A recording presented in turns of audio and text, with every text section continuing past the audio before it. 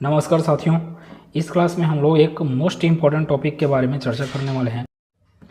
वृत्त के बारे में चर्चा करने वाले हैं। इस क्लास में मोस्ट इम्पॉर्टेंट टॉपिक है। यहाँ से एग्ज़ाम में बहुत सारे प्रश्न बनने का संभावना रहता है। आपको फार्मूला अच्छे से याद रखना चाहिए इसके लिए, लेकिन फार्मूला डेवलप हुआ कैसे इसके बारे में हम लोग चर्चा करेंगे। पहले फार्मूला डिस्कस करेंगे, फिर उसके बाद उस फार्मूला को आपको अपने दिमाग में रखना है या बगल में नोट करके रख लीजिएगा। फिर मैं क्वेश्चंस बताऊंगा, वन बाय वन चीज़ों को हल करते जाएंगे। देखते हैं आज के क्लास में अपने पास क्या क्या है। देखिए, यहाँ पे मैं एक वृत्त बनाया हूँ। इस वृत्त में समझना है क्या क्या चीज़ें हैं। वृत्त जब बनता है तो वृत्त किसके सहारे बनता है? आपका एक केंद्र के सहारे बनता है। वृत्त एक केंद्र के सहारे बनता है। उस केंद्र से आप क्या करते हो? एक त्रिज्या लेते हो। केंद्र से एक त्रिज्या लेते हो तो उस त्रिज्या को एक राउंड आप जब घुमाते हो 360 डिग्री, तब जो आकृति बनता है वो क्या कहलाता है? वृत्त। तो ये वृत्त हो गया। वृत्त का केंद्र क्या है? O है। वृत्त की त्रिज्या क्या है? आपके पास R है। अब यहाँ पे मैं क्या क्या लिखा हूँ उसको ध्यान से देखते जाएं। ये पूरा का पूरा नीला पोर्शन और ये रेड वाला पोर्शन पूरा मिला के आपके पास एक राउंड क्या कहलाएगा? आपके पास परिधि कहलाता है। ठीक है, तो ये जो नीला और रेड मिलाकर टोटल एक राउंड जो हुआ वो क्या हो गया? परिधि, वृत्त की परिधि। ठीक, अब मैं क्या किया हूँ, यहाँ पे वृत्त का केंद्र O हो गया। अब वृत्त के केंद्र से परिधि तक का डिस्टेंस, वृत्त के केंद्र से परिधि तक का डिस्टेंस क्या कहलाता है? वृत्त की त्रिज्या कहलाता है, जिसको किससे दर्शा दिया जाता है? R से। मैं यहाँ पे दो त्रिज्या ले लिया हूँ। ठीक है, एक त्रिज्या A से लेकर O है, एक त्रिज्या B से लेकर O है। दोनों R है। अब उसके बीच में जो एरिया बना, ये डैश डैश डैश, इसको बोला जाता है त्रिज्या का खंड बोला जाता है। ठीक है, त्रिज्या का खंड। यहाँ पे जो रेड बनाया मैं, मतलब परिधि पर कोई दो बिंदु हैं, ये परिधि है, परिधि पर कोई दो बिंदु A और B हैं, उनको परिधि के अनुसार आप परिधि की लंबाई में ही अगर चलोगे, A से लेकर B, सीधा सीधा नहीं चलना है ना, A से लेकर B परिधि की ही लंबाई में चलोगे, उसको क्या बोला जाता है? चाप की लंबाई। ठीक है, चाप की लंबाई जिसको L से दर्शाया जाता है। तो देखो यहाँ पे क्या क्या लिखा है? AB क्या है? AB बराबर में क्या लिख दिया? L। AB का लंबाई क्या है? L, जिसको क्या बोला जाता है? चाप की लंबाई। वृत्त का क्षेत्रफल का फार्मूला क्या होता है? Pi r square. ये तो याद रखना ही रखना है। वृत्त की परिधि 2 पाई आर। परिधि को P से दर्शा लो या तो C से। ठीक है, वृत्त के लिए परिधि को पेरीमीटर नहीं बोला जाता, सरकमफेरेंस बोला जाता है, इसलिए मैं इसको C से दर्शा दिया। तो वृत्त की परिधि C बराबर क्या हो गया? 2 पाई आर हुआ। चाप की लंबाई का फार्मूला, मोस्ट इंपॉर्टेंट फार्मूला, इस फार्मूले को अच्छे से याद रखना है। चाप की लंबाई का फार्मूला क्या होता है? Pi r theta upon 180 degree. Pi r theta upon 180 degree. तो चाप की लंबाई क्या हो गया? Pi r theta upon 180 degree. अब बात यह है कि देखो टोटल क्षेत्रफल कितना है? टोटल क्षेत्रफल कितना है? Pi r square. इस क्षेत्रफल में से मान लो मैं इतने क्षेत्रफल को निकालना चाहता हूँ, तो कैसे निकलेगा? आपको क्या लिखना पड़ेगा? पाई आर स्क्वायर टोटल क्षेत्रफल गुना ये कितना एंगल बनाया। मान लो ये एंगल बनाया थीटा, तो यहाँ पे मैं लिखा थीटा। थीटा एंगल बनाया किसकी तुलना में? टोटल कितना एंगल था? 360 डिग्री का एंगल, इसलिए बटे में क्या आएगा? 360। तो फार्मूला क्या हुआ आपके पास? ये छायांकित भाग का क्षेत्रफल। छायांकित भाग का क्षेत्रफल अगर आपको निकालना है तो क्या करना पड़ेगा? Pi r square theta upon 360 degree. ये थीटा आपको दिया रहेगा प्रश्नों में। तो देखें छायांकित भाग का क्षेत्रफल क्या होगा? Pi r square theta upon 360 degree, या लेंथ के रूप में बात करूंगा तो यही क्या कहलाएगा? आपका 1/2 into L into R. L का मान पाई आर थीटा बाई 180 रखोगे तो अब वापस आपको क्या मिल जाएगा? पाई आर स्क्वायर थीटा बाई 360।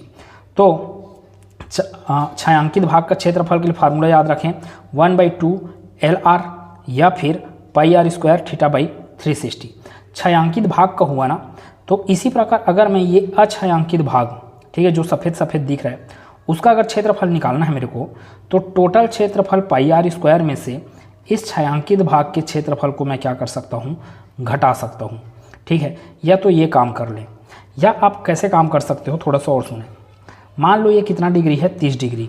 ठीक है, ये कितना डिग्री है? 30 डिग्री। तो ये सफ़ेद वाला एंगल कितना हो जाएगा? 360 में से 30 को घटाओगे कितना मिल जाएगा आपको 330 डिग्री। ठीक है, तो डायरेक्ट यहाँ पे फार्मूला अप्लाई कर दो फिर, पाई आर स्क्वायर गुना में 330 डिग्री बटे में 360 डिग्री। ठीक है, एक तरीका ये है, अगर आप इसका एंगल निकाल पा रहे हो तो ऐसे कर लें। ठीक, तो यही मैं बोल रहा हूँ, छायांकित भाग का क्षेत्रफल अगर आपको निकालना है तो pi r square theta upon 360 degree, अछायांकित का निकालना है तो पाई आर स्क्वायर में से इस पाई आर स्क्वायर थीटा बाई 360 को ही घटा दें। ठीक है, अब ये हुआ आपके पास किसके लिए, वृत्त से संबंधित फार्मूले हुए हैं, इसको अच्छे से नोट करें। इसके बाद मैं बताऊंगा आपको और खोखला वृत्त के बारे में, तो इसको नोट करें। पहले खोखले वृत्त पे चर्चा करते हैं। आप ये आपके पास क्या है, वृत्त के अंदर एक वृत्त होना क्या कहलाता है, खोखला वृत्त। इंग्लिश में सर्कुलर रिंग बोला जाएगा या फिर हॉलो सर्कल बोला जाएगा। ठीक है, तो ये अंदर का जो वृत्त है उसका त्रिज्या क्या है, स्मॉल आर, और जो बाहर का वृत्त है उसका त्रिज्या क्या है, कैपिटल आर। अब आपको दोनों वृत्त के बीच का अगर क्षेत्रफल, मतलब कि जिसको मैं हैश्ड किया, ठीक है, छायांकित किया, उसका अगर एरिया निकालना है तो क्या करना चाहिए आपको, बाहर के एरिया से अंदर के एरिया को घटा देना चाहिए। बाहर का एरिया क्या होगा, pi capital R square, minus अंदर का एरिया क्या होगा, pi small r square. Common निकलेगा पाई, तो क्या बचेगा आपके पास, पाई ब्रैकेट के अंदर में R square minus small r square. Circumference की बात करूंगा तो सेम वही चीज़ें, बाहर के 2 पाई आर से अंदर के 2 पाई आर को घटा देना। ठीक है, तो सरकमफेरेंस निकल जाएगा किसका, खोखला वृत्त का। तो जितना भी मैं फार्मूला बता रहा हूँ वो सब फार्मूला इंपॉर्टेंट है, आपके लिए नोट करते जाएं। और मैं क्वेश्चंस जब लूँगा तो फिर ये सब फार्मूला नहीं लिखा मिलेगा आपको, इसलिए ये फार्मूला याद रहना चाहिए। तो खोखले वृत्त के लिए क्षेत्रफल का फार्मूला है pi into R square minus small r square, capital R square minus small r square.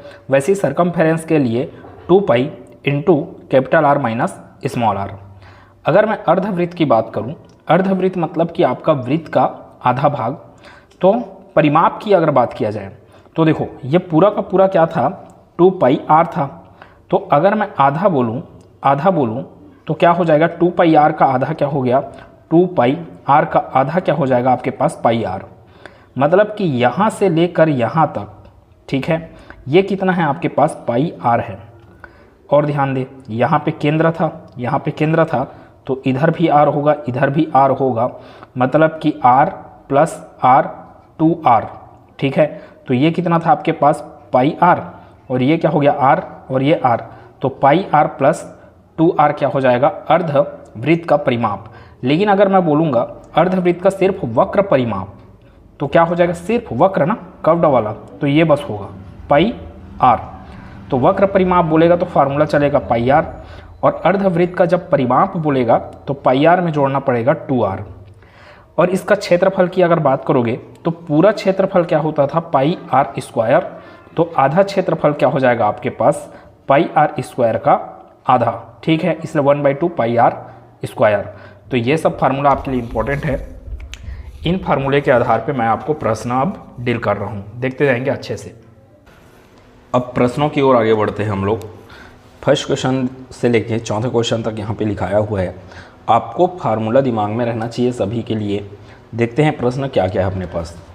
पहला प्रश्न क्या बोला, यदि एक वृत्त की त्रिज्या 19 गुना कर दी जाती है तो इसकी परिधि पूर्व की परिधि की कितनी गुना हो जाएगी। देखो वृत्त का त्रिज्या क्या है, पहले मान लो वृत्त का त्रिज्या कितना था, r, और उसके बाद अब वृत्त का त्रिज्या कितना कर दिया गया, 19r, यही बोला जा रहा है। तो इसकी परिधि पूर्व की परिधि, तो पहले वृत्त का परिधि क्या होगा, 2 पाई r था, अब क्या बन जाएगा, तो भाई r के जगह में 19r रखे हो, तो यहाँ पर भी r के जगह में क्या रखना है अपने को, 19r। तो 2 पाई r की जगह में क्या रखना है अपने को, 19r। अगर मैं इसको हल करूं तो ये क्या बनेगा, 19 गुना 2 पाई r, और 2 पाई r क्या था, पहले परिधि था। ठीक है, तो पहले की परिधि, तो पहले की परिधि का कितना गुना हो गया, ये 19 गुना हो गया। तो आंसर इसमें क्या आएगा, बी ऑप्शन, पहले की परिधि का कितना गुना हो जाएगा, परिधि 19 गुना हो जाएगा। एक तो ये तरीका है बनाने का। दूसरा तरीका क्या है, आपको पता है कि वृत्त की परिधि सरकमफेरेंस क्या होता है, वृत्त की परिधि सरकमफेरेंस 2πr होता है। 2 क्या है, कभी नहीं बदलेगा ये मान, मतलब कांस्टेंट है। पाई का मान भी कभी नहीं बदलता, 22/7 ही होता है। तो जिसका मान नहीं बदलता है उसको क्या बोला जाता है, कांस्टेंट। और कांस्टेंट के सामने में अगर बराबर लगा हुआ है तो कांस्टेंट और बराबर हट के क्या बनाएगा आपका, प्रोपोर्शनैलिटी। थोड़ा सा फिजिक्स में चल रहा हूँ, तो इसका मतलब क्या हुआ, C is directly proportional to R। वृत्त की परिधि अनुक्रमानुपाती है किसके, R के। अगर R के मान को 2 गुना बढ़ाया जाए तो परिधि भी क्या हो जाएगा, 2 गुना बढ़ जाएगा। अभी प्रश्न में क्या बोल रहा है, वृत्त की त्रिज्या को कितना गुना कर दिया जाए, 19 गुना कर दिया जाए, 19R।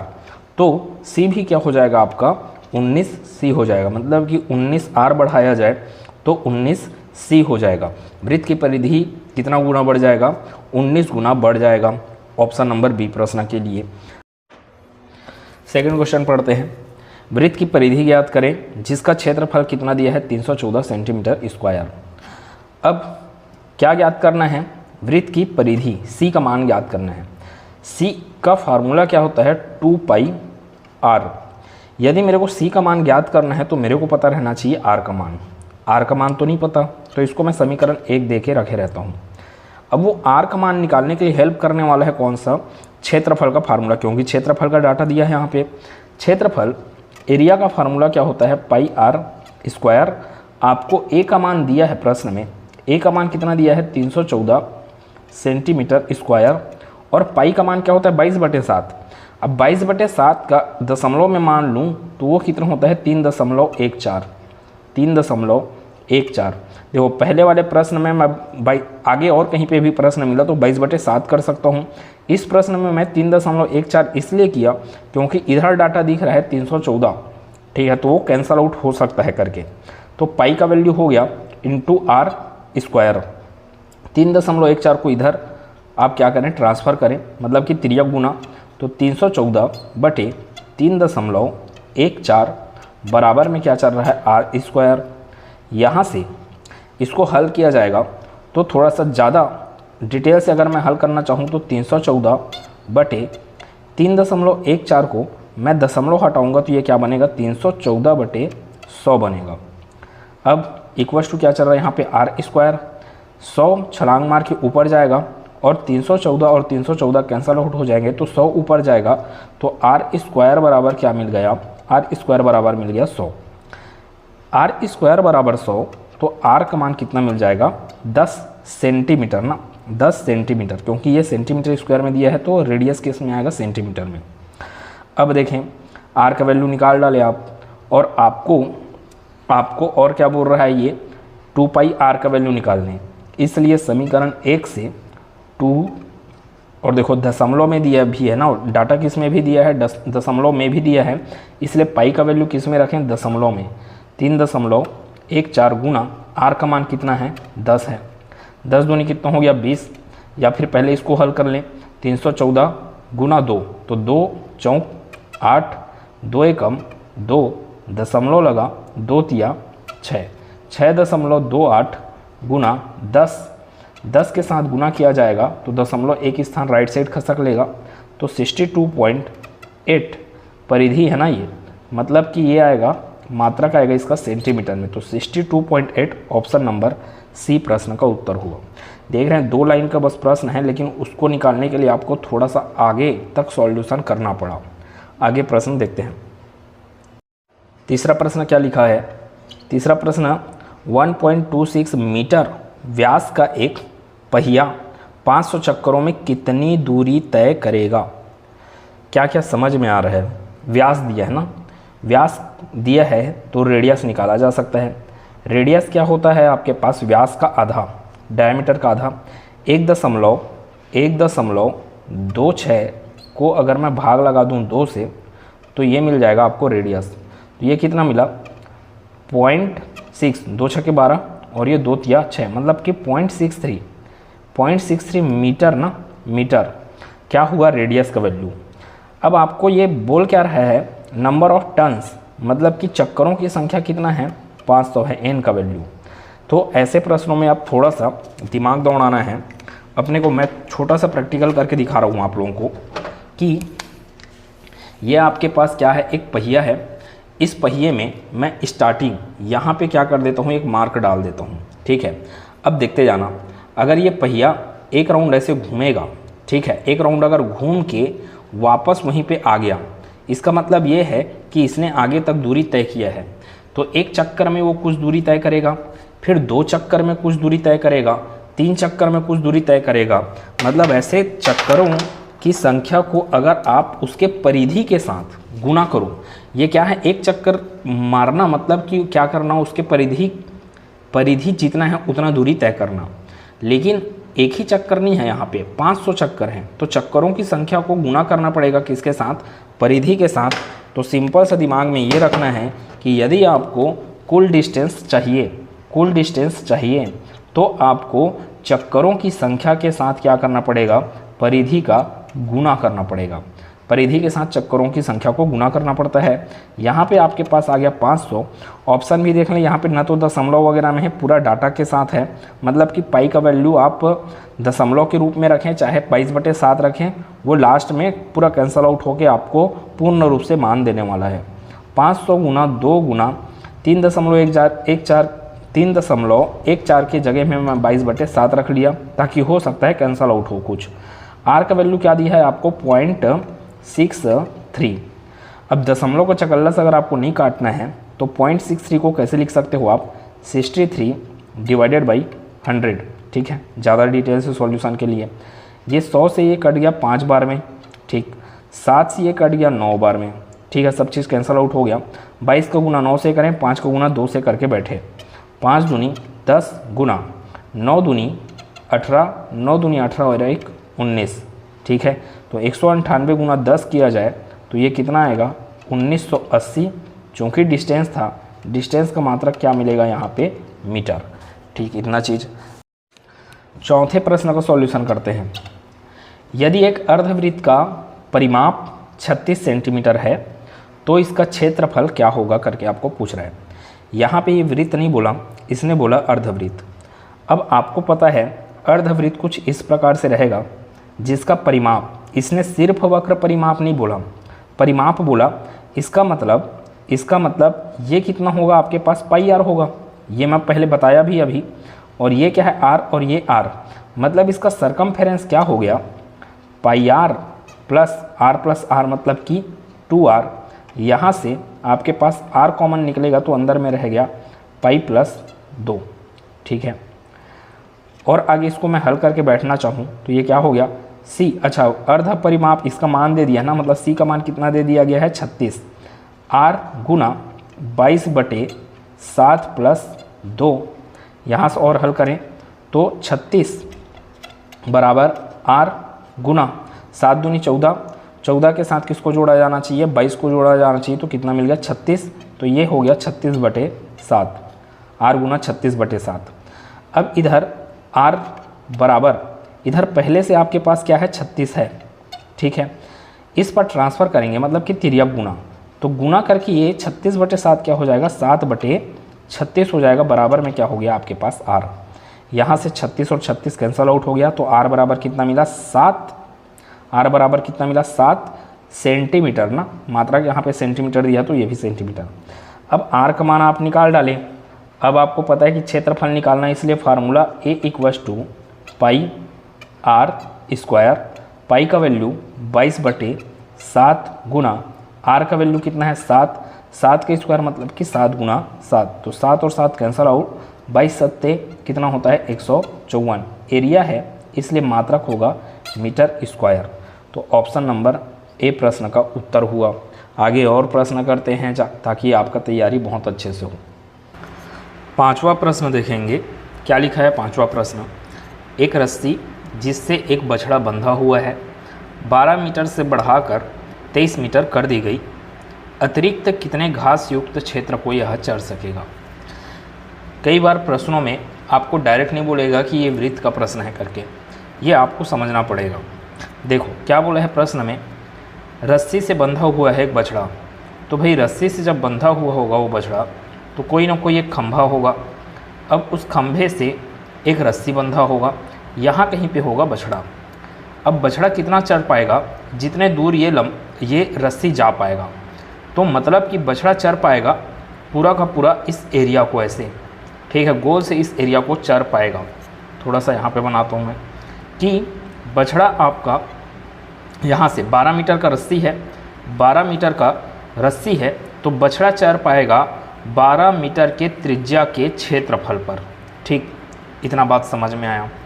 अब क्या बोला गया, 12 मीटर से बढ़ाकर अब त्रिज्या कितना कर दिया जाए, 23 मीटर ना, यहाँ से लेके केंद्र से 23 मीटर टोटल, मान लो ये हो गया 23 मीटर। यहाँ केंद्र से लेके यहाँ तक का डिस्टेंस कितना हो गया आपके पास, 23 मीटर। मतलब कि एक्स्ट्रा कितना हुआ आपके पास, एक्स्ट्रा हुआ 11 मीटर का और। ठीक है, तो ये बढ़ा कर किया गया, तो अब बछड़ा कितना चढ़ पाएगा, इतने बड़े एरिया पे चढ़ पाएगा। ठीक, प्रश्न क्या पूछा, अतिरिक्त कितने घास युक्त क्षेत्र को यह चढ़ सकेगा। पहले ये इतना चढ़ रहा था, अब अतिरिक्त कितना चढ़ पा रहा है, ये वाले एरिया को ये चढ़ पाएगा। मतलब कि अब ये प्रश्न किसका हो गया आपके पास, हॉलो सर्कल वाला। ठीक है, मतलब कि सर्कुलर रिंग वाला। अब इसके लिए मैं आपको बताया कि आपको अगर ये वाला एरिया चाहिए, ठीक है, आपको ये वाला एरिया चाहिए, तो बाहर के एरिया में से अंदर के एरिया को क्या कर दें, माइनस कर दें। भाई पूरा का पूरा एरिया में से अंदर के एरिया को माइनस कर दूंगा तो आंसर मिल जाएगा। बाहर का area pi capital R square minus अंदर का area pi small r square. यहाँ से कॉमन निकल सकता है क्या, पाई, अंदर में रह गया capital R square minus r square. अब देखो, यह तो आप डायरेक्ट कैपिटल आर का वैल्यू रखो। कैपिटल आर यहाँ पे 11 नहीं है ना, कैपिटल आर आपका क्या है, यहाँ से लेके इस बिंदु तक, इसको मान लो ओ बिंदु, यहाँ पे आप ए बिंदु मान लें इस बिंदु को, और इसको मान लें बी। तो ओ से लेके बी क्या है आपका कैपिटल आर है, ओ से लेकर ए क्या है स्मॉल आर। तो कैपिटल आर मतलब कि 12 + 11 23 का स्क्वायर, तो पाई 23 का स्क्वायर माइनस स्मॉल आर का स्क्वायर मतलब कि 12 का स्क्वायर। या तो इसको ए स्क्वायर माइनस बी स्क्वायर का फार्मूला जो बनता है उसमें तोड़ लो, या तो फिर आपको डायरेक्ट मान इसका याद है तो उससे बना लें। पाई का वैल्यू कितना होता है, 22/7 गुना 23 का स्क्वायर मतलब कि 529 माइनस 12 का स्क्वायर मतलब कि 144। हल करें इसको तो ये कितना आएगा, इधर हो गया आपके पास आगे 22/7 गुना 9 में 4 गया 5, 9 में 4 गया 5, 12 में 4 गया 8, और यहाँ पे बचा 4, 4 में 1 गया 3, तो 385। यहाँ पे कितना आ गया 385। 385 को 7 से भाग लाएं, 7 पंचे 35, 7 पंचे कितना हो गया 35, फिर 3 बचा, 3 और 5 35, तो फिर 7 पंचे 35। 22 का गुना किया जाना चाहिए किससे, 55 से। तो 22 का गुना 55 से करो, 22 पंचे 110, शून्य हो गया, 11 बचा, फिर 22 पंचे 110, 110 में 11 को जोड़ा जाएगा तो कितना आएगा 121। मतलब कि वह बछड़ा 1210 मीटर स्क्वायर के एरिया को एक्स्ट्रा चढ़ पाएगा वो। मतलब कि आंसर हुआ ऑप्शन नंबर बी। अगला प्रश्न देखेंगे। 6वें प्रश्न में क्या बोला जा रहा है, वृत्त का अर्धव्यास ज्ञात कीजिए जिसका क्षेत्रफल उन तीनों वृत्तों के क्षेत्रफल के योग के बराबर है जिनके अर्धव्यास क्रमशः 12 सेंटीमीटर, 8 सेंटीमीटर और 9 सेंटीमीटर है। प्रश्न क्या समझ में आ गया अपने को कि एक वृत्त है जिसका क्षेत्रफल क्या होगा, ये जो वृत्त है इसका क्षेत्रफल क्या होगा, 3 वृत्त होंगे जिनका व्यास ना, व्यास बोलने का मतलब परिधि के कोई 2 विपरीत बिंदुओं के बीच की दूरी जो कि किससे होके जाए, केंद्र से। इस वृत्त का अर्धव्यास ना, अच्छा अर्धव्यास ज्ञात करना है मतलब कि आपको रेडियस ही बोल रहा है, ठीक है। अर्धव्यास ज्ञात करना मतलब कि रेडियस, इसका रेडियस दिया है आपको, अर्धव्यास बोला मतलब कि इसका रेडियस दिया है। अर्धव्यास क्रमशः क्या है, इसका है 12 सेंटीमीटर, इसका है 8 सेंटीमीटर और इसका है 9 सेंटीमीटर।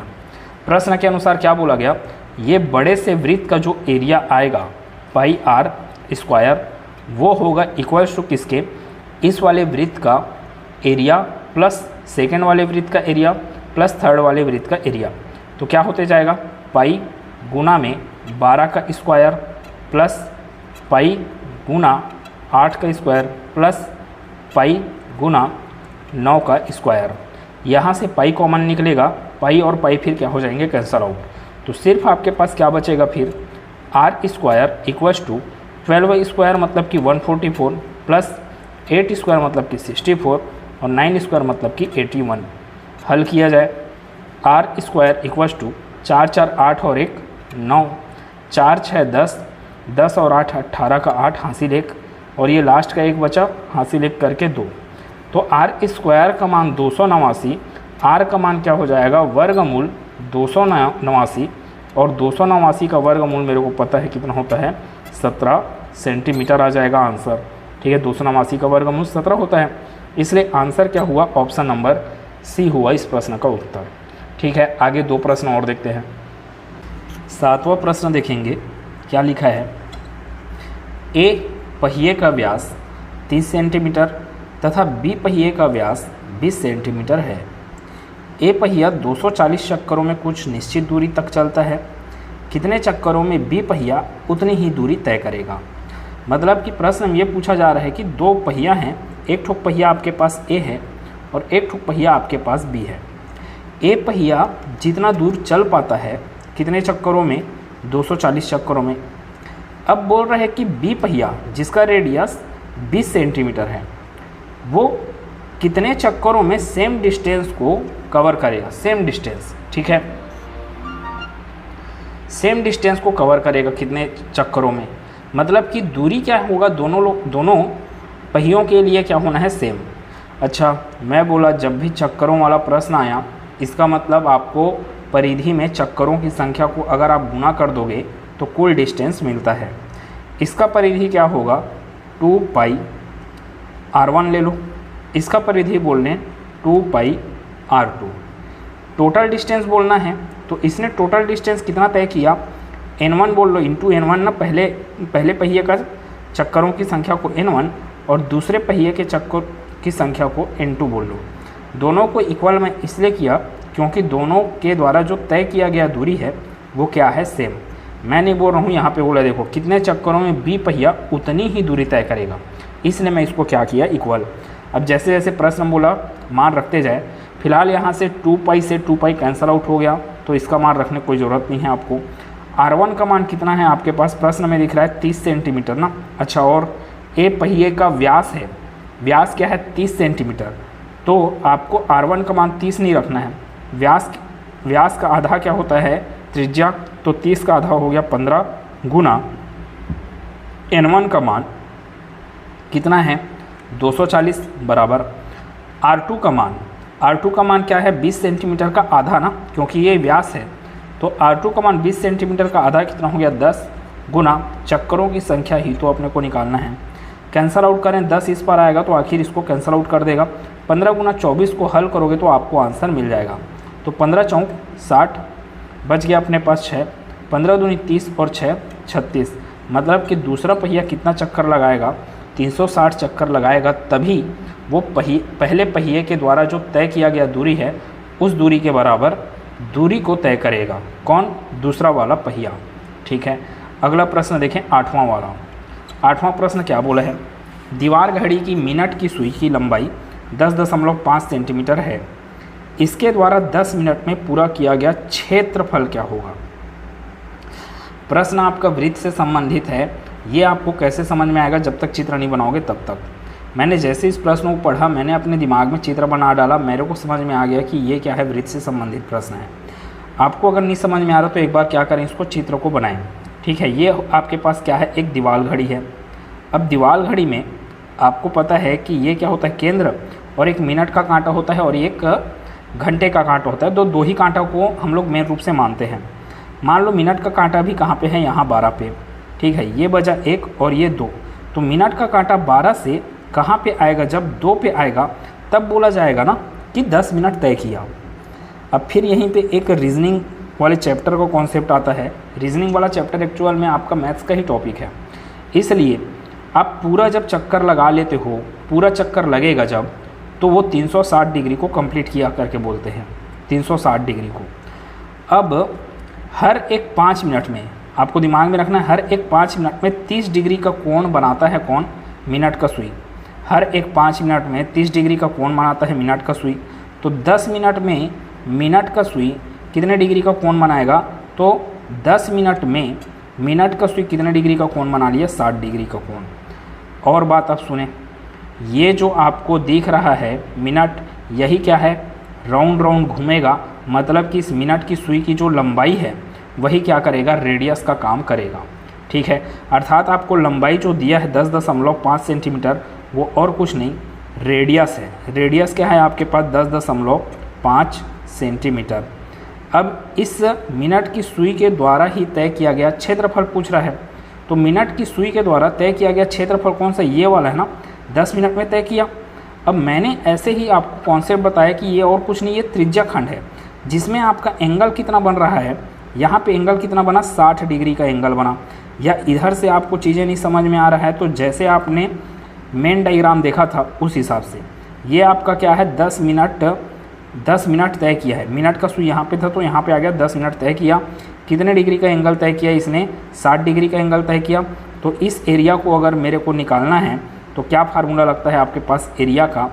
पाई आर स्क्वायर गुना थीटा अपॉन 360 डिग्री। ठीक है, पाई का वैल्यू 22/7 दशमलव में दिया है मान, तो डायरेक्ट 3.14 रख सकते हो। मैं 22/7 इसलिए रख रहा हूँ कि हो सकता है कि आगे कुछ कटे। तो पाई का वैल्यू मेरे को क्या करना है? रखना है। तो पाई का वैल्यू क्या हो गया? 22/7 आर स्क्वायर ना। आर का काम कौन करेगा बोला था मैं? जो मिनट सुई की लंबाई है वही। तो आर स्क्वायर मतलब कि 10.5 का स्क्वायर गुना थीटा का वैल्यू कितना है? 60 डिग्री डिवाइडेड बाई आपके पास 360 डिग्री। यहाँ से 60 से 360 कैंसल आउट हो जाएगा कितने बार में? 6 बार में। आगे और इसका सॉल्यूशन 22/7 गुना 10.5 का वर्ग है ना ये। तो एक काम कर लेता हूँ, इसको लिख लेता हूँ मैं 105/10। 10.5 को 105/10 लिखा जा सकता है। एक बार नहीं, वर्ग है इसलिए इसको लिख लें 2 बार, 105/10। अभी और सुने, इसके बटे में ना, टोटल के बटे में अभी कौन बचा हुआ है? 6 बचा हुआ है। मैं बिल्कुल स्टेप वाइज बता रहा हूँ आप लोगों को। यहाँ से देखेंगे तो ये 7 से कैंसल आउट होगा। ये 7 एकम 7, 3 बचा, 3 और 5 35, तो 7 पंचे 35, 15 बार में कैंसल आउट हो गया।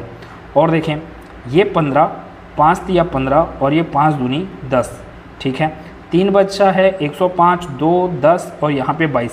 तो फिर ये 2 से कैंसल आउट होगा 22 कितने बार में? 11 बार में। ठीक है, अब ज़्यादा कचड़ा ना हो इसलिए आगे इधर लिख रहा हूँ मैं इसको। अब 3 बचा है, 11 बचा है, 105 बचा है, 10 बचा है और ये क्या है? 6। तो थोड़ा सा सॉल्यूशन यहाँ पर कि बराबर करके 11 गुना 3 गुना 105 बटे 11 गुना 3 गुना 105 बटे में कौन बचा है? 10। उस 10 को ना नीचे ले आए तो 6 गुना क्या हो गया? 10।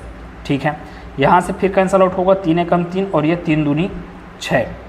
ठीक है, 10 भाई बना लेगा 6 को गणित के नियम के अनुसार, इसलिए वो नीचे गिरा। फिर इसके बाद यहाँ से कैंसल आउट करता हूँ मैं। 10 को मैं अभी नहीं कटाता क्योंकि ये ना हेल्प करेगा दशमलव लाने के लिए। तो 2 से अगर मैं भाग लगाऊँ 105 को, या 2 से 11 को भाग लगा लो। 2 से 11 को भाग लगाओगे तो कितना आएगा? 5.5। 11 को कैंसल आउट किया जाएगा तो फिर गुना करके क्या बच गया आपके पास? 105 और बटे में क्या बचा है आपके पास? 10। आपको कुछ नहीं करना है, 105 को गुना करना है 5.5 से। ठीक है, तो 105 को 5.5 से गुना करने पे क्या आएगा आपके पास? तो 105 पंचे 525। 525 का मैं क्या लिख दिया यहाँ पे? 5 लिख दिया। ठीक है, 525 मतलब 52 बचा। अब 105 पंचे 525, 525 में 52 को फिर जोड़ोगे तो बनेगा वो 577। ठीक है, दशमलव बाद एक अंक था, मतलब दशमलव लगेगा 577 के बाद लगेगा दशमलव। नीचे में चल रहा है आपके पास 10। अब फिर बात, नीचे में 10 है तो दशमलव एक स्थान पीछे और खसकेगा। तो अब आंसर क्या आ गया आपके पास? 57.75। एरिया निकाल रहे हो तो सेंटीमीटर स्क्वायर निकलेगा। बहुत बढ़िया प्रश्न था। ऐसे सब प्रश्न एग्ज़ाम में बनेंगे तो 57.75 ऑप्शन नंबर ए प्रश्न का उत्तर हुआ। अगले क्लास में मैं आगे के प्रश्नों को और डिस्कस करूंगा। अभी वृत्त को ही पढ़ना है, मोस्ट इंपॉर्टेंट टॉपिक है, इसलिए प्रैक्टिस करना आपको बहुत ज़्यादा ज़रूरी है। मिलते हैं अगले क्लास में, धन्यवाद।